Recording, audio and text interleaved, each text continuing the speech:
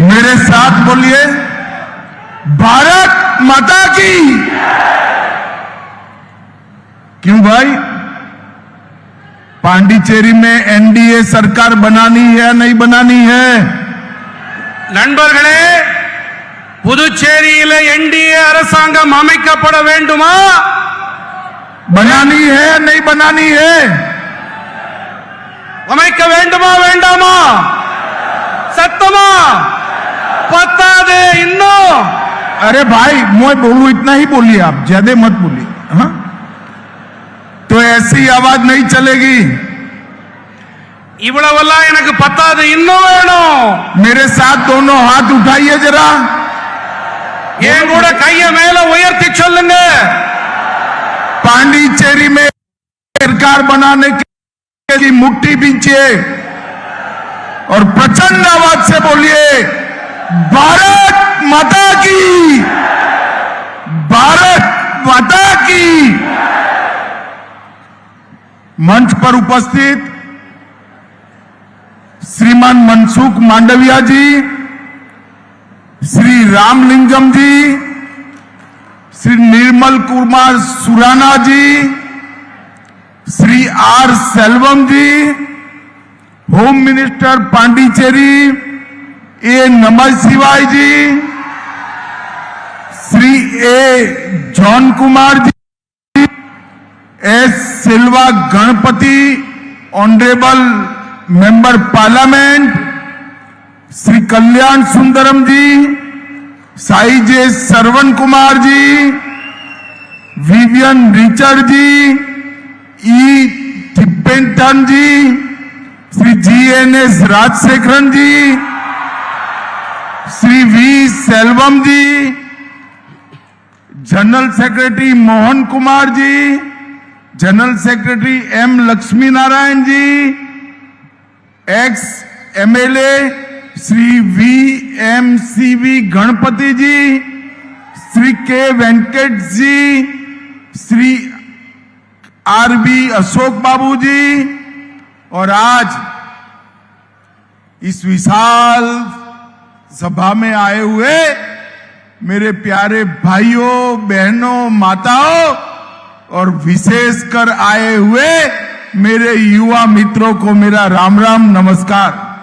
இந்த விசாலமான சபையிலே இங்கே இந்த பெரிய எண்ணிக்கையிலே குழுமி இருக்கின்ற என்னுடைய சகோதர சகோதரிகளே, தாய்மார்களே, என்னுடைய சகோதரிகளே, குறிப்பாக என்னுடைய இளைய நண்பர்களே, உங்களுக்கு எல்லாம் என்னுடைய பணிவான வணக்கங்கள்। भाइयों बहनों, सबसे पहले मैं पवित्र तिरुनल्लार शनि ईश्वर और मां भद्रकाली को प्रणाम कर कर मेरी बात की शुरुआत करता हूं। நண்பர்களே, முதலில் இந்த திருநாட்டிலே இந்த திருநள்ளாறிலே குடிகொண்டிருக்கக்கூடிய சனீஸ்வர பகவானையும் பத்ரகாளி அம்மனையும் அவர்களுக்கு நான் தலைவணங்கி என்னுடைய உரையை துவங்க இருக்கின்றேன்। ये पांडिचेरी कई तपस्वी और सिद्धों की भूमि है। இந்த புதுச்சேரி மண் பல தவசீலர்களின் புண்ணிய பூமியாக இருக்கின்றது। और ये पांडिचेरी पर ही श्री अरविंद ने भारत के विश्व गुरु बनने का स्वप्न देखा था। இந்த புதுச்சேரி மண்ணிலேதான் மகரிஷி அரவிந்தர் பாரதத்தை விஸ்வகுருவாக உலகின் குருவாக ஆக்கும் கனவை அவர் கண்டார்। मैं सबसे पहले पांडिचेरी की इस महान भूमि को प्रणाम कर कर मेरी बात की शुरुआत करना चाहता हूं। இந்த மகத்தான புனிதமான புதுச்சேரி மண்ணிற்கு நான் தலைவணங்கி என்னுடைய உரையை நான் துவக்குகின்றேன்। मित्रों, सबसे पहले विश्व की सबसे पुरानी भाषाओं में से एक ऐसी तमिल भाषा में मैं आपसे बात नहीं कर पा रहा हूं, इसलिए आपसे क्षमा प्रार्थना करता हूं। உலகத்தின் மிகவும் தொன்மையான மொழியான தமிழ் மொழியிலே என்னாலே இங்கே உரையாற்ற முடியவில்லை என்பதற்காக உங்களிடம் மன்னிப்பு கேட்டுக்கொண்டு என்னுடைய உரையை நான் தொடர்கிறேன்। आज ये विशाल सभा करने का दो उद्देश्य है, दो एम है। இந்த பரந்துபட்ட இந்த அவையிலே நான் வந்திருப்பதற்கு இரண்டு நோக்கங்கள் இருக்கின்றன. एक उद्देश्य है मोदी जी और रंगास्वामी जी के नेतृत्व में डबल इंजन सरकार ने जो काम किया है इसका रिपोर्ट कार्ड आपके सामने रखना है। முதல் நோக்கம் என்னவென்றால் நம்முடைய மாண்புமிகு பாரத பிரதமர் நரேந்திர மோடி அவர்கள் தலைமையிலும் இங்கே புதுச்சேரியின் முதலமைச்சர் ரங்கசாமி அவர்களுடைய தலைமையிலும் இத்தனை ஆண்டு காலம் என்ன நடந்திருக்கிறது என்பதற்கான பட்டியலை அறிக்கையை உங்கள் முன் சமர்ப்பிக்க நான் வந்திருக்கிறேன்। मित्रों, और दूसरा उद्देश्य है कि यूपीए इंडिया अलायंस जो थिया शक्ति है उसको बेनकाब करना है, उसका पर्दाफाश करना है। இரண்டாவது நோக்கம் என்னவென்று சொன்னால் இந்த இண்டி கூட்டணி இருக்கிறதே இவர்களுடைய தீய நோக்கம் அந்த திரையை கிழித்தெறியும் நான் இங்கே வந்திருக்கிறேன்। 5 साल पहले पांडिचेरी की जनता ने यहां मोदी जी के और रंगास्वामी जी के नेतृत्व में एक एनडीए सरकार बनाई। 5 ஆண்டுகள் முன்பாக இந்த இடத்திலே புதுச்சேரி மக்கள் மோடிஜி மேலும் ரங்கசாமி அவர்களின் தலைமையின் கீழே இங்கே என்டிஏ அரசை அமைத்து அளித்தார்கள்। और ये सरकार ने 3 काम किए हैं। एक, यहां पर भ्रष्टाचार को समाप्त कर दिया है। இங்கே இந்த என்டிஏ அரசாங்கம் 3 வேலைகளை செய்திருக்கிறது। ஒன்று, இங்கே ஊழலை ஒரு முடிவுக்கு கொண்டு வந்திருக்கிறது। दूसरा, जो पहले कांग्रेस सरकार थी वो दिल्ली के उनके मालिकों का एटीएम बनाया था पांडिचेरी को, हमने पांडिचेरी को एक स्वायत्त यूटी बनाने का काम किया है। இரண்டாவது விஷயம் என்னவென்றால் முன்னர் இங்கே இருந்த காங்கிரஸ் அரசாங்கம் புதுச்சேரியை தில்லிக்கு அடிபொடியாக அடிமையாக ஆக்கி வைத்திருந்தது। ஆனால் என்டிஏ அரசாங்கமோ இங்கே சுயமாக விளங்கும் சுயமாக செயல்படும் ஒரு அரசாங்கத்திற்கு ஆதரவளித்து அதை உருவாக்கி இருக்கிறது। भाइयों बहनों, और तीसरा काम किया है, हमने पांडिचेरी में पॉलिटिकल स्थिरता लाने का काम किया है। மூன்றாவது பணியை நாங்கள் என்ன செய்திருக்கிறோம் என்று சொன்னால் இங்கே புதுச்சேரியிலே அரசியல் நிலைத்தன்மை அரசியல் ஸ்திரத்தன்மையை நாங்கள் அமைத்தளித்திருக்கிறோம்। आज के ही दिन 2019 में पुलवामा हमले में हमारे 40 सीआरपीएफ के जवान शहीद हो गए थे। 2019 ஆண்டிலே புல்வாமா காஷ்மீரின் புல்வாமாவிலே நம்முடைய 40 சிஆர்பிஎஃப் வீரர்கள் உயிர் தியாகிகள் ஆனார்கள், பலிதானிகள் ஆனார்கள்। मैं सबसे पहले हमारे वो 40 बहादुर जवान जिन्होंने देश के लिए शहादत दी वो सभी को मनपूर्वक श्रद्धांजलि देना चाहता हूं। இந்த நாட்டிற்காக தங்களுடைய இன்னுயிரை அளித்த அந்த 40 சிஆர்பிஎஃப் படை வீரர்களுக்கும் நான் என்னுடைய உளமார்ந்த அஞ்சலியை இப்பொழுது நான் காணிக்கையாக்குகிறேன்। भाइयों बहनों, कांग्रेस के जमाने में आए दिन पाकिस्तानी आतंकवादी हमारे जवानों पर हमला करते थे। காங்கிரஸ் ஆட்சியின் போது ஒவ்வொரு நாளும் பாகிஸ்தானிலிருந்து தீவிரவாதிகள் பயங்கரவாதிகள் வருவார்கள், நம் மீது தாக்குதல் தொடுப்பார்கள்। और ये जो हमला करने की परंपरा को कांग्रेस ने रूटीन बना दिया था। இந்த அன்றாட தாக்குதல் என்ற இந்த சம்பவத்தை காங்கிரஸ் அவர்கள் இதனை ஒரு வாடிக்கையாகவே ஆக்கி இருந்தார்கள்। और इस पर देश के प्रधानमंत्री, गृह मंत्री, रक्षा मंत्री कोई रिएक्शन तक नहीं आता था। இது பற்றி நாட்டின் பிரதமராகட்டும், நாட்டின் உள்துறை அமைச்சராகட்டும், நாட்டின் பாதுகாப்புத்துறை அமைச்சராகட்டும் யாரும் எந்த வாயும் எந்த வார்த்தையும் பேச மாட்டார்கள். मगर मोदी जी ने एक नई परंपरा की 19 में पुलवामा में हमला किया, इसका जवाब एयर स्ट्राइक कर कर पाकिस्तान के घर में घुसकर आतंकवादियों का खात्मा कर दिया। ஆனால் மோடிஜி அவர்கள் வந்த பிறகு 2019 முதன்முறையாக புல்வாமாவிலே தாக்குதல் நடைபெற்ற பிறகு அவர்கள் வீடு புகுந்து தாக்கினோம். நாம் வான்வழியே சென்று நாம் அவர்கள் மீது தாக்குதல் தொடுத்தோம். पहले सर्जिकल स्ट्राइक, फिर एयर स्ट्राइक और अंत में ऑपरेशन सिंदूर कर कर पाकिस्तान को मजबूत जवाब देने का काम नरेंद्र मोदी जी ने किया है।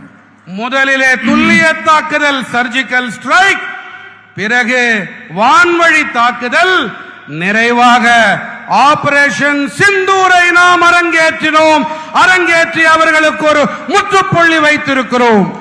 और आज मोदी जी के नेतृत्व में भारत सुरक्षित, दुनिया की कोई ताकत भारत पर नजर उठाने की हिम्मत नहीं कर सकती। இன்று நம்முடைய பிரியமான மாண்புமிகு பாரத பிரதமர் நரேந்திர மோடி அவர்களின் அரசை பார்த்து எந்த ஒரு தீய சக்தியும் கண்ணெடுத்து கூட பார்க்க முடியாத நிலைமை நமக்கு அளிப்படுத்தியிருக்கிறார் நம்முடைய மாண்புமிகு பாரத பிரதமர் நரேந்திர மோடி அவர்கள். मोदी जी ने भारत को समृद्ध करने के साथ साथ सुरक्षित करने का भी काम किया है। நம் பாரத நாட்டிற்கு மோடிஜி அவர்கள் வளமையை மட்டும் அளிக்கவில்லை, வலுவான பாதுகாப்பையும் அளித்திருக்கிறார். मित्रों, पुडुचेरी की जनता ने एनडीए पर, बीजेपी पर, हमारे नेता रंगास्वामी जी पर और मोदी जी पर भरोसा जताया है। நண்பர்களே, நம்முடைய புதுச்சேரி வாழ் மக்கள் என்டிஏ மீதும் பிஜேபி மீதும் ரங்கசாமி அவர்கள் மீதும் அன்புக்கு உரித்தான நம்முடைய மோடிஜி மீதும் மிகப்பெரிய நம்பிக்கையை வைத்திருக்கின்றார்கள். 2021 असेंबली इलेक्शन में पुदुचेरी की जनता ने 44% वोट दिया। 2021 ஆண்டு நடந்த புதுச்சேரி சட்டப்பேரவை தேர்தல்களிலே புதுச்சேரி மக்கள் நமக்கு 44 விழுக்காடு ஆதரவு அளித்திருக்கின்றார்கள். और 30 में से 16 सीटें दी थी। 16 आउट ऑफ 30। 30 16 நமக்கு சீட்டுகளை அளித்திருக்கின்றீர்கள். मगर इस बार भारतीय जनता पार्टी और एआईएनआरसी का अलायंस, एआईडीएमके का अलायंस हम लक्ष्य कर चले हैं कि 60% वोट के साथ more than 24 seat BJP alliance जीतेगी। ஆனால் இந்த முறை நாம் நம்முடைய கூட்டணி கட்சிகள் பாரதிய ஜனதா கட்சியோடு சேர்ந்து என்ஆர்சி, அஇஅதிமுக இந்த கட்சிகள் எல்லாம் சேர்ந்து 60% வாக்குகளை பெறுவோம். நாம் 24 இருக்கைகளையும் நமக்காக்கிக் கொள்வோம். मित्रों, हमारे 5 साल जो गड्ढा कर गए थे नारायण, वो गड्ढे को भरने में गए हैं। இங்கே முதலமைச்சராக இருக்கக்கூடிய திரு நாராயணசாமி அவர்கள் நமக்கு இங்கே சிறப்பாக ஆட்சியை அளித்துக் கொண்டிருக்கின்றார்.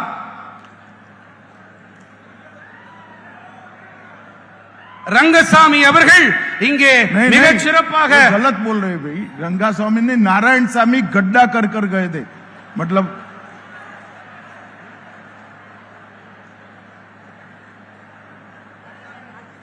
ये सुराना समझाओ भाई। இப்பொழுது முதலமைச்சர் ரங்கசாமி அவர்கள் ஆட்சிக்கு முன்னால் இருந்த நாராயணசாமி அவர்கள் மிக மோசமான ஆட்சியை இந்த புதுச்சேரிக்கு அளித்திருக்கின்றார்। 5 साल तक कांग्रेस सरकार ने यहां पर भ्रष्टाचार और एक प्रकार से अव्यवस्था का माहौल बनाया था। அந்த மோசமான ஆட்சியை அளித்த அந்த 5 ஆண்டுகளில் இங்கே ஊழல் மட்டும் இல்லை, இங்கே அமைப்புகளும் சரியாகவே இயங்கவில்லை, சீர்கேடு உச்சத்தில் இருந்தது। 5 साल में हमने भ्रष्टाचार समाप्त करा, अव्यवस्था को व्यवस्था में बदला है और समय है अब अगले 5 साल पुदुचेरी को विकसित पुदुचेरी बनाने का टाइम आ गया है। இந்த கடந்த 5 ஆண்டுகளிலே நாம் சட்டம் ஒழுங்கையும் சீர் செய்திருக்கின்றோம், அமைப்புகளையும் மீள் நிர்வாகம் செய்திருக்கின்றோம்।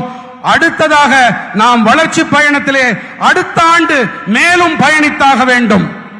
मित्रों, अगले 5 साल हम सब दृष्टि से पुदुचेरी को विकसित बनाने का संकल्प लेकर आगे बढ़ रहे हैं। அடுத்த 5 ஆண்டுகளிலே புதுச்சேரியை வளர்ச்சி அடைந்த ஒரு பிரதேசமாக ஆக்க வேண்டும் என்ற மன உறுதிப்பாட்டோடு நாம் பயணிக்க இருக்கின்றோம்।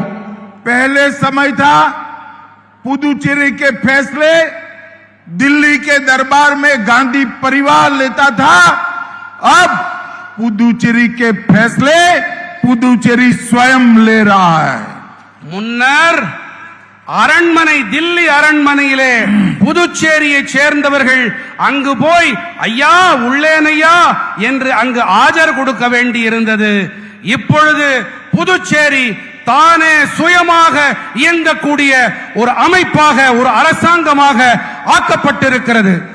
अगले 5 साल हम 3 सेक्टर पर कंसंट्रेट कर आगे बढ़ने वाले हैं। அடுத்த 5 ஆண்டுகளிலே நாம் 3 துறைகளில் நம்முடைய பெரு கவனத்தை செலுத்தி ஆட்சி அமைக்க இருக்கிறோம், ஆட்சியை वழிநடத்த இருக்கின்றோம்। पुदुचेरी के मछुआरों का प्रोडक्ट विश्व के बाजार में जाए, ऐसा इकोसिस्टम बनाना है। புதுச்சேரியின் மீனவர்களின் அவர்களுடைய பொருட்கள் அவை உலக சந்தைகள் வரை கொண்டு சேர்க்கப்பட்டாக வேண்டும் என்பது நம்முடைய முதல் உறுதிப்பாடு। पुदुचेरी के युवाओं के लिए यहां पर आईटी, एआई, ट्रेन सॉफ्टवेयर और डेटा सेंटर की इंडस्ट्री का सेंटर बनाना है। புதுச்சேரியை இங்க இருக்கக்கூடிய குறிப்பாக இளைஞர்களுக்கு ஒன்று தெரிவிக்க விரும்புகிறேன்। தகவல் தொழில்நுட்பம் ஐடி, மென்பொருள் சாஃப்ட்வேர், செயற்கை தொழில்நுட்பம் ஏஐ, தரவுகள் மையம் டேட்டா சென்டர் ஆகியவற்றின் மைய களமாக ஆக்க வேண்டும்। இளைஞர்களை நான் மனதிலே கொண்டு இதை கூறுகின்றேன்। और तीसरा, पुदुचेरी के हरेक युवा के रोजगारी का व्यवस्था करने का काम भारतीय जनता पार्टी की सरकार को करना है। புதுச்சேரியின் இளைஞர்களுக்கு மேலும் அதிக வேலை வாய்ப்பை ஏற்படுத்தி கொடுக்கும் அந்த பணியையும் பாரதிய ஜனதா கட்சி நிறைவேற்றி தரும்। अभी मोदी जी मलेशिया गए थे, वहां पर तमिल भाषी हमारे भाई बहन बड़ी संख्या में निवास करते हैं। वहां पर मोदी जी ने मलेशिया की यूनिवर्सिटी मलाया में तिरुवल्लुवर सेंटर बनाने की घोषणा। அண்மை காலத்திலே சில நாட்களுக்கு முன்பாக பாரத பிரதமர் நரேந்திர மோடிஜி மலேசியா சென்றிருந்தார்। அங்கே மலேசிய மண்ணிலே நம்முடைய தமிழ் சகோதர சகோதரர்கள் நிறைய பேர் அங்கே வசிக்கின்றார்கள்। அவர்கள் மத்தியிலே மலேசிய பல்கலைக்கழகத்திலே திருவள்ளுவருக்கான இருக்கை ஒன்றை ஏற்படுத்துவேன் என்று அவர் அங்கே உறுதிப்படுத்திக் கொண்டு வந்திருக்கின்றார்। और मलेशिया में बसते तमिल भाइयों बहनों के लिए तिरुवल्लुवर स्कॉलरशिप की भी शुरुआत की है। மேலும் அங்கே மலேசிய வாழ் தமிழ் பெருமக்களுக்கு மலேசிய அந்த திருவள்ளுவர் பெயராலே ஸ்காலர்ஷிப்பும் அளிப்பதற்கு உறுதியளித்து விட்டு வந்திருக்கிறார். और मलेशिया में अब तमिल भाषा को अधिकृत माइनॉरिटी लैंग्वेज का स्थान भी मिल चुका है। இப்பொழுது மலேசிய திருநாட்டிலே நம்முடைய தமிழ் மொழிக்கு மோடிஜி அவர்களின் முயற்சி காரணமாக அங்கே தமிழ் மொழிக்கு சிறுபான்மை மொழி என்ற மைனாரிட்டி லாங்குவேஜ் என்ற அந்தஸ்தும் கிடைத்து விட்டது. ये नारायणसामी की सरकार ने पुदुचेरी को गांधी परिवार का एटीएम बनाकर रखा था। நாராயணசாமி அவர்கள் இந்த புதுச்சேரியை காந்திய குடும்பத்தின் ஏடிஎம் எப்பொழுது வேணாலும் பணத்தை எடுத்துக்கொள்ளும் ஒரு இயந்திரமாக மாற்றி வைத்திருந்தார். उनका उद्देश्य दिल्ली के हाई कमान की तिजोरी भरना था। அவருடைய ஒரே நோக்கம் என்னவென்று சொன்னால் தில்லி ஹைகமாண்ட் இருக்கிறது, அந்த தில்லி தலைமையகத்தின் खजानाவை நிரப்புவது ஒன்றுதான். इन्होंने पीजी और डिप्लोमा सीटों की खुले आम ऑक्शन करा। அவர் இங்கே இருக்கைகளை, இங்கே கல்வி இருக்கைகளை மிக பட்டவர்த்தனமாக ஏலத்தில் அவர் அறிவிப்பு செய்தார், ஏலம் கொடுத்தார். यहां तक कि पैसों की लालच में एससी और एसटी की रिजर्व सीटें भी धनवान लोगों को बेच देने का काम किया। தாழ்த்தப்பட்ட மக்கள் பழங்குடி இனத்தவர்களுக்கான அவர்களுக்கு ஒதுக்கப்பட்ட இருக்கைகளை கூட ஏலத் தொகையில் ஏலத்திற்கு விட்டுவிட்டார்.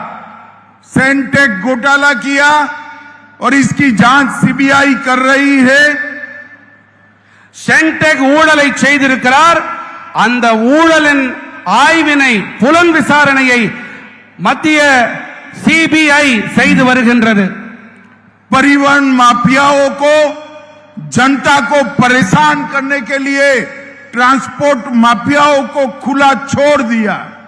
போக்குவரத்து மாஃபியா இருக்கிறது அல்லவா, அந்த டிரான்ஸ்போர்ட் போக்குவரத்து மாஃபியா தன்னுடைய பணியை எந்த ஒரு தங்கு தடையின்றி செய்ய அதற்கு ஒரு விடுதலை கொடுத்திருந்தார், அதற்கு லைசென்ஸ் கொடுத்திருந்தார், என்ன வேண்டுமானாலும் செய்து கொள்ளுங்கள் என்று.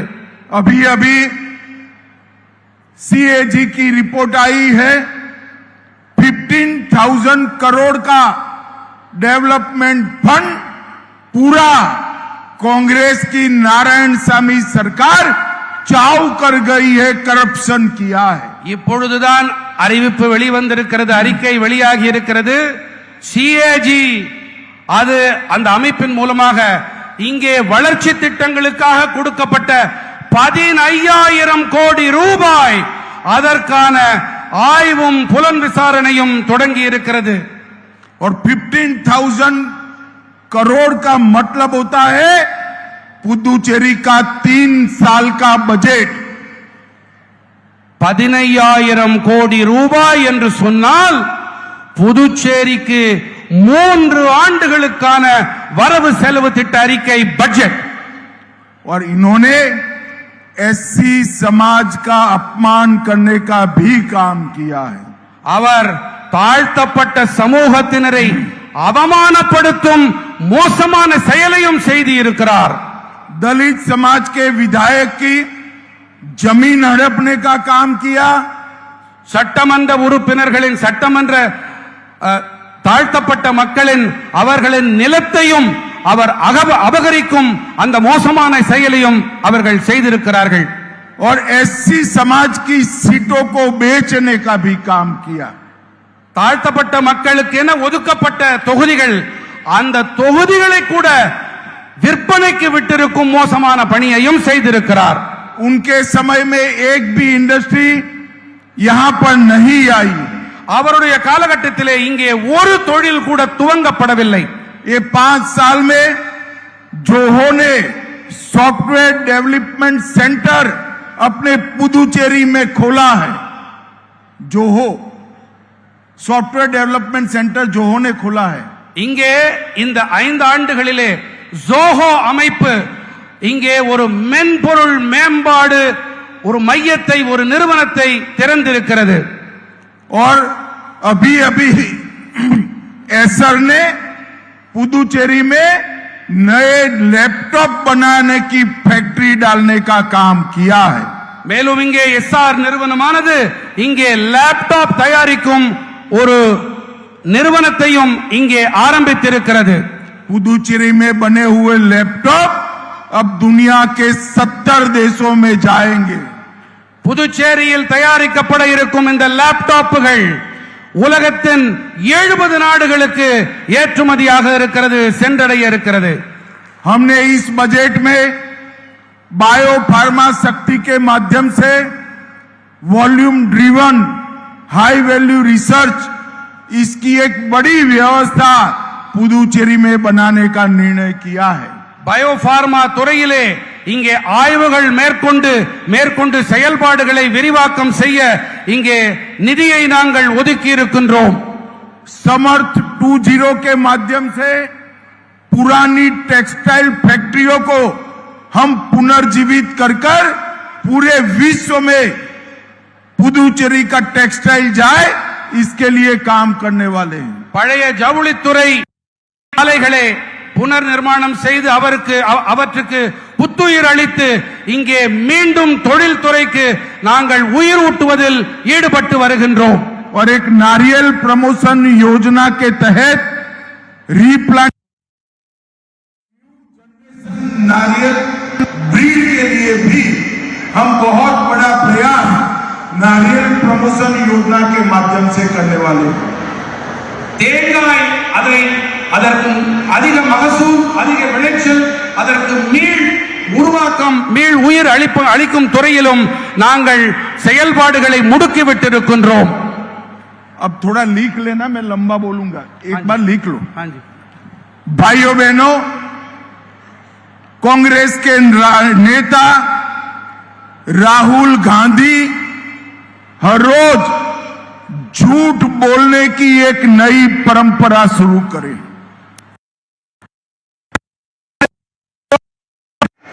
नरेंद्र मोदी जी ने यूरोपियन यूनियन और इंग्लैंड के साथ किए हुए फ्री ट्रेड एग्रीमेंट और अमेरिका के साथ किए हुए ट्रेड डील से हमारे देश के मछुआरों का सबसे बड़ा फायदा होने वाला है।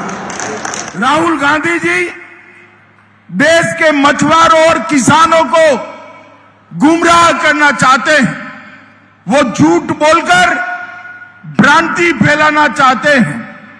मैं आज ये इस मंच से राहुल गांधी जी को जवाब देना चाहता हूं। राहुल गांधी जी, ट्रेड डील और एफटीए की बारीकियों को ध्यान से देखिए। नरेंद्र मोदी जी ने हमारे देश के किसानों को और पशुपालकों को 100% प्रोटेक्शन देने का काम किया है। इस एफटीए से और ट्रेड डील से हमारे किसानों को कोई नुकसान नहीं होने वाला है।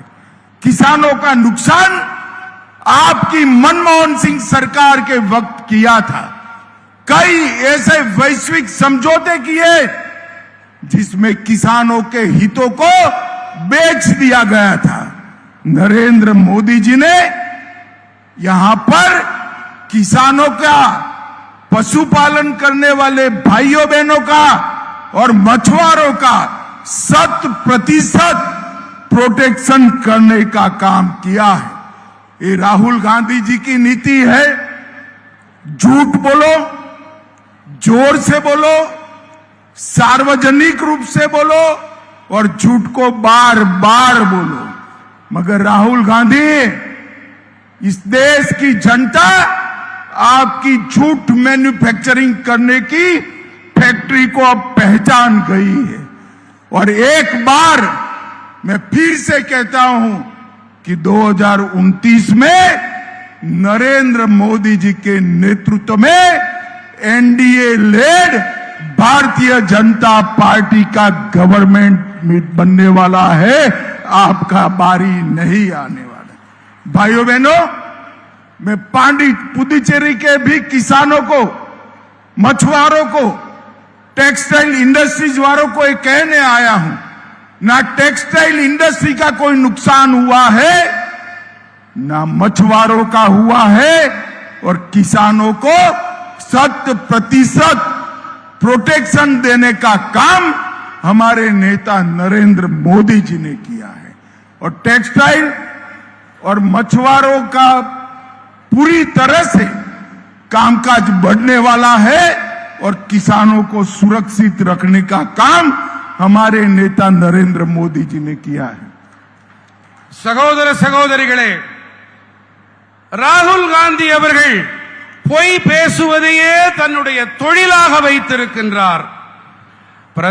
பிரதம மந்திரி நரேந்திர மோடிஜி அவர்கள் ஐரோப்பிய யூனியனுடனும் இங்கிலாந்து நாட்டுடனும் அமெரிக்காவுடனும் செய்து கொண்டிருக்கின்ற வர்த்தக ஒப்பந்தங்கள், நம்முடைய இந்த ஒப்பந்தத்தால் நம்முடைய மீனவர்கள், விவசாயிகள் ஆகியோருக்கு ஆதாயங்கள் தான் அதிகரிக்குமே ஒழிய அவர்களுக்கு எந்த தீங்கும் ஏற்படாது.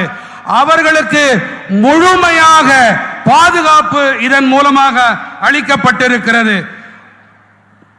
अंत में मैं इतना ही कहना चाहता हूं, पुडुचेरी की जनता को मिलने के लिए मोदी जी आ रहे हैं। ढेर सारी विकास की योजनाओं का मोदी जी उद्घोषणा करने वाले हैं, ढेर सारी योजनाओं का उद्घाटन भी करने वाले हैं, और मोदी जी ने पुडुचेरी को विकसित पुडुचेरी बनाने का जो वादा किया है, अगले 5 साल पुडुचेरी के विकास के 5 साल है।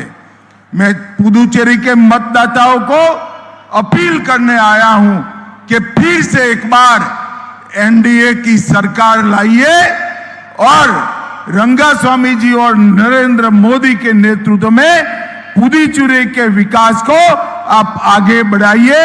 यही मेरी आप सभी से प्रार्थना है। மோடிஜி இன்னும் சில காலத்திலே புதுச்சேரிக்காக அறிவிப்புகளை வெளியிட இருக்கின்றார், திறப்பு விழாக்களை நடத்த இருக்கின்றார். இது வளர்ச்சி புதுச்சேரி என்ற நிலையிலே நாம் இதை ஆக்க வேண்டும். அதற்காக ரங்கசாமி அவர்கள், மோடிஜி அவர்கள் தலைமையிலே உங்களுடைய பெருந்திரளான ஆதரவு இந்த அரசாங்கத்துக்கு, என்டிஏ அரசாங்கத்திற்கு நீங்கள் அளிக்க வேண்டும் என்று மிக தாழ்மையோடு நான் கேட்டுக்கொள்கிறேன். பாரத் மாதா கி, अरे जोर से बोलिए जरा, भारत माता की वंदे वंदे वंदे। आप सभी का बहुत बहुत धन्यवाद।